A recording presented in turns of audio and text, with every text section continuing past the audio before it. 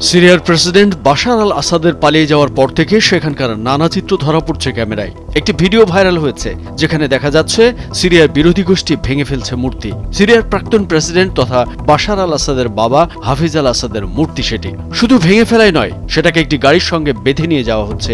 মূর্তির উপর বসে রয়েছে অনেকেই। এই ভিডিওর সঙ্গে কিছুটা যেন মিলে যায় বাংলাদেশের ঘটে যাওয়া কিছু চিত্রের।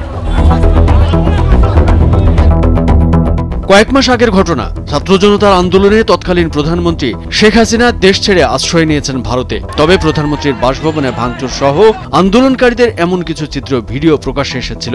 শুধু তাই নয়, বঙ্গবন্ধু শেখ মুজিবুর রহমানের মূর্তিও উপড়ে ফেলা হয়েছিল। আর এই ঘটনাগুলো ঘটেছিল তার কন্যা শেখ হাসিনা সরকারের পতনের পর। বিভিন্ন জায়গায় মূর্তি ভাঙা নিয়ে উল্লাস করতে দেখা গিয়েছিল জনতাকে। বর্তমান সিরিয়ার দৃশ্যের সঙ্গে এর অনেকটাই মিল খুঁজছেন অনেকে। এবার ক্যামেরায় ধরা পড়েছে আরো ভয়াবহ ঘটনা। সিরিয়ার ক্ষমতাচ্যুত প্রেসিডেন্ট বাশার আল আসাদের বাবা হাফিজ আল আসাদের কবরে আগুন দিয়েছে দেশটির বিদ্রোহীরা। 11 ডিসেম্বর দেশটির পশ্চিমাঞ্চলীয় লাতাকিয়া প্রদেশের কারদাহায় অবস্থিত আসাদের বাবার কবরে আগুন দেয় তারা। ফরাসি বার্তা সংস্থা AFP'র ধারণ করা ভিডিও ফুটেজে দেখা যায় বিদ্রোহী যোদ্ধারা হাফিজ আল আসাদের কবরে আগুন ধরিয়ে দিচ্ছে। এ সময় বিদ্রোহীদের কয়েকজন সেখানে পতাকা হাতে দাঁড়িয়ে কবর পুড়ে যাওয়ার দৃশ্য দেখেন।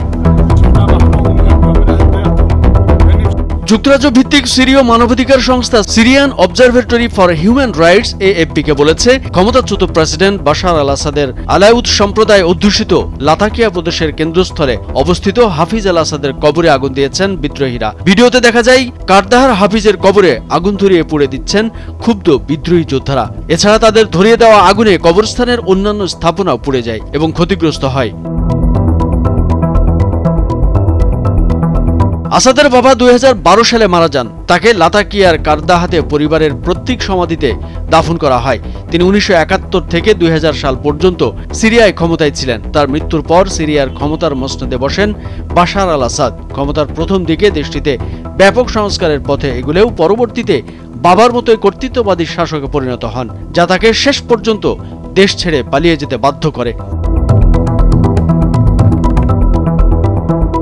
হাফিজ আল আসাদের কবর বিশাল উঁচু কাঠামোর নিচে অবস্থিত।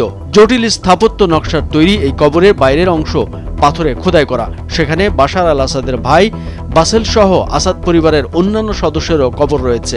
1994 সালে এক সড়ক দুর্ঘটনায় নিহত হওয়ার আগে বাশারের এই ভাইকে তার বাবার মসনদের উত্তরাধিকারী হিসেবে মনে করা হতো। কামরুজ্জামান আরিফ, ভোরের কাগজ।